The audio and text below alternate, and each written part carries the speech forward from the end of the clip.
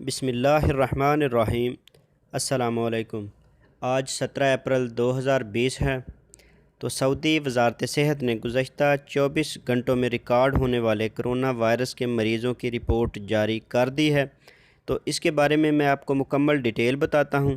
اس سے پہلے اگر آپ اس چینل پر نئے ہیں تو کائنڈلی اسے سبسکرائب کر لیں۔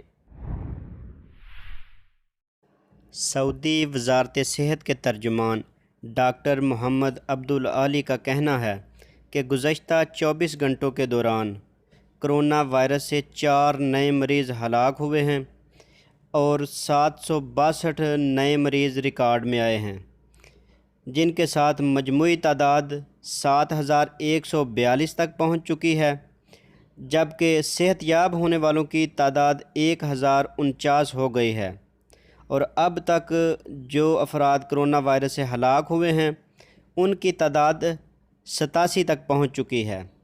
اور گزشتہ 24 گھنٹوں کے دوران سب سے زیادہ مریض مکہ مکرمہ میں ریکارڈ ہوئے ہیں۔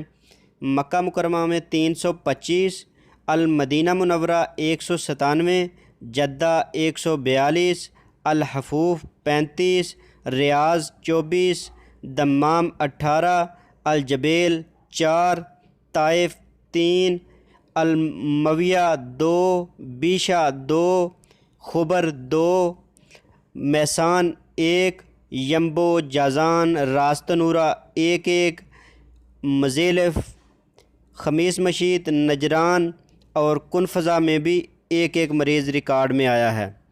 تو اگر آپ کو میری یہ ویڈیو پسند آئے تو اسے لائک اور شیئر ضرور کیجیے گا۔ تو ملتے ہیں کسی نیکسٹ اپڈیٹ کے ساتھ، تب تک کے لیے اللہ حافظ۔